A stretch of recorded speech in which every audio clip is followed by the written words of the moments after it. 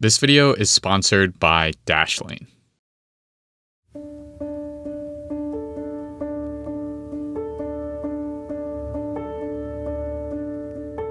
In 1935, it was pretty hard to find good ice axes. At least, that's how Mary and Lloyd Anderson felt when they decided to cut out the middlemen and purchase a pair of quality axes directly from Austrian manufacturers for the low price of $3.50.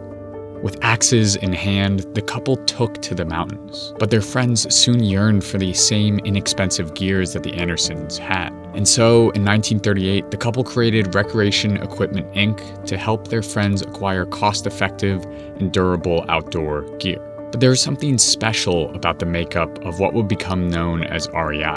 With the popularity of communism and collectivist ideologies on the rise, Mary and Lloyd Anderson created a membership-based co-op.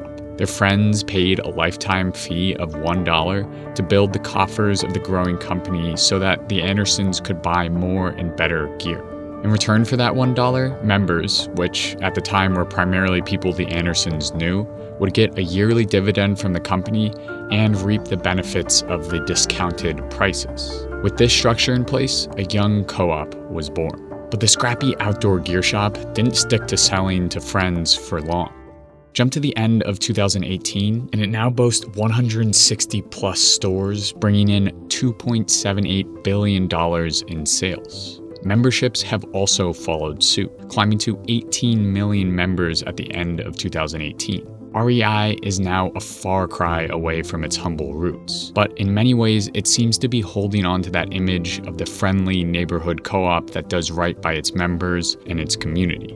But is that really the case? Is REI the ethical and eco-conscious co-op that it seems to be painting itself as? Or has its massive growth in recent decades defanged the purpose and benefits of the membership-based co-op that the Andersons set out to create?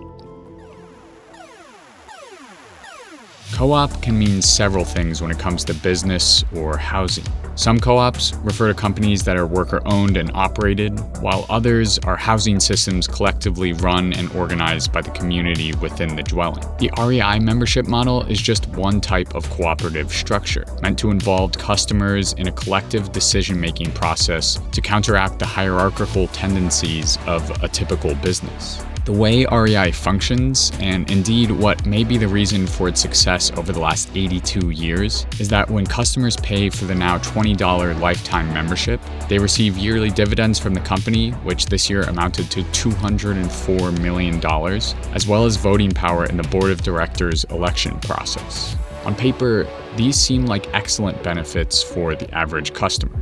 Money back in your wallet at the end of the year, and if you want, a say in who runs the company. Honestly, compared to most big box retail stores of similar size, this is a significant and positive difference. But upon closer inspection, the quote-unquote collectively run aspect of REI seems to be a piece of the co-op model that was left behind when the Andersons formally left the company in 1971. With 18 million members, it would seem like these shoppers could have a lot of sway in how the company is run. But since 2005, the REI board of directors have consolidated their influence and disempowered customer votes by only allowing board-approved candidates to run for board seats. Previously, board members were paid $4,000 a year, and typically were outdoor enthusiasts who owned local bike shops, like 14-year board member Angel Rodriguez. But as the company sprawled across the country and management of the company became all-consuming, these board members were replaced with career CEOs and financial consultants like board chair Steve Hooper. In 2018, each board member made $100,000. Former president and CEO Jerry Stritzky made $3.24 million. In contrast, the average hourly pay for an in-store employee was $10 to $12. As the board continues to distance themselves from the desires of members, it's hard not to question the authenticity of the quote-unquote cooperative part of REI Co-op.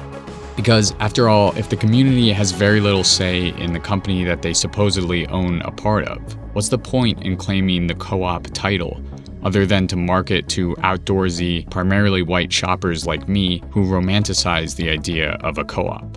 In this way, the REI membership program functions much more like a loyalty program at Costco than a viable way to run the company collectively.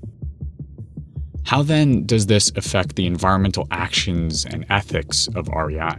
Are their claims and aesthetically pleasing commercials about sustainability, like their use of the term co-op, all talk and a little bit of walk? Much like its competing companies, REI seeks to position itself as a leader in the field of corporate sustainability. It's doing this through several avenues, some of which are successful and some of which are not so much.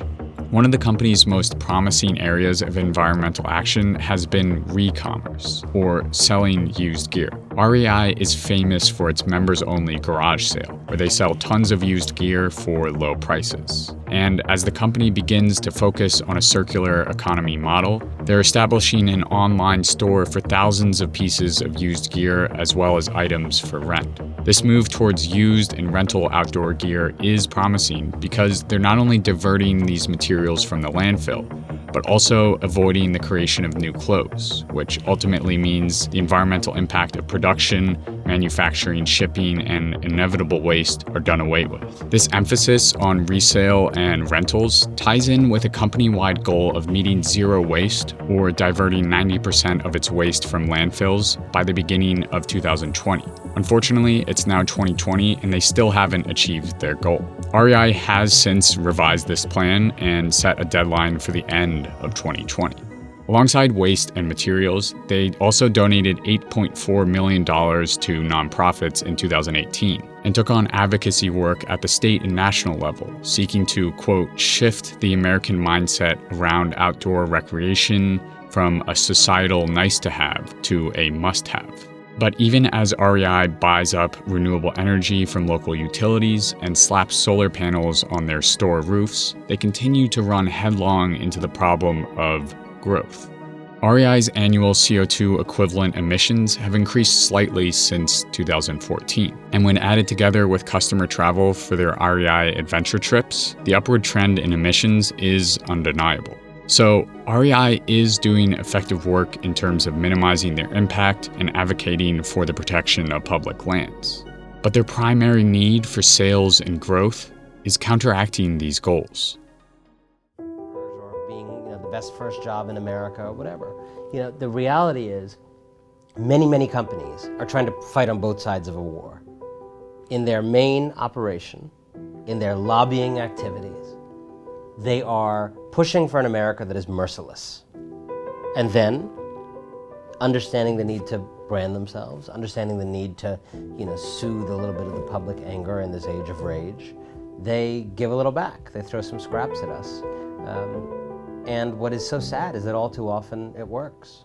That's Anand Giridharadas, author of Winners Take All, which investigates the way in which elites have transformed what it means to create social change. What he says here is important to keep in mind when we're analyzing these quote-unquote sustainable companies. We have to discern whether we're being fed scraps or being served a whole meal. I'm harsh on REI because I think it's important to hold companies of this size to the highest standard. If you call yourself a co-op, you have to act like one.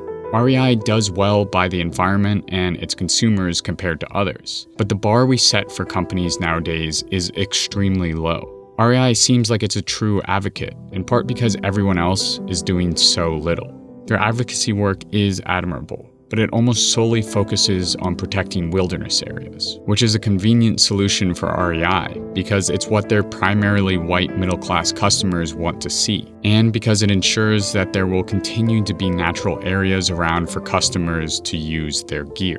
REI is certainly on the better end of the corporate responsibility spectrum, but it still exists in a realm of companies using morally coded actions to attract more customers and ultimately more sales.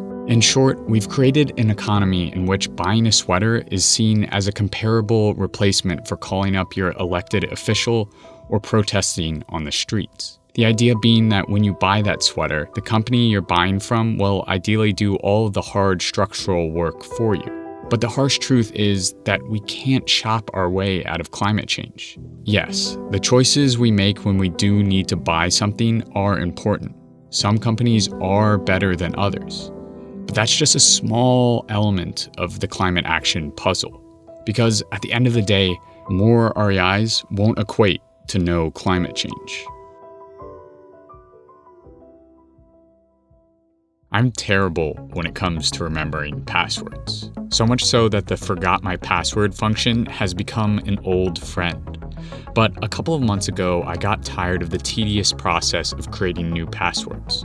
So I went searching for an application that could easily store all of my passwords all in one place. And I found Dashlane. It's the perfect tool to speed through the internet quickly. If I need to generate secure logins with ridiculously long passwords that I never have to remember, Dashlane is there. If I forget my password, Dashlane is there. And if I want to autofill a long form with my name and address, Dashlane is there. And all I have to do is click a few buttons. It's that easy, and it works across all devices and platforms. So if you want to be like me and scroll through the web with ease and peace of mind, go to dashlane.com/OCC to get a free 30-day trial of Dashlane Premium. And if you love it at the end of the trial, make sure to use the offer code OCC to get 10% off Premium. Hey everyone, thanks for watching the video. I recently set up an email list for people interested in getting the occasional email about the behind the scenes of my channel or are interested in getting updated when my newest video comes out. You can sign up for the list with the link in the description below. And as always, thank you so much for watching, and I'll see you in 2 weeks.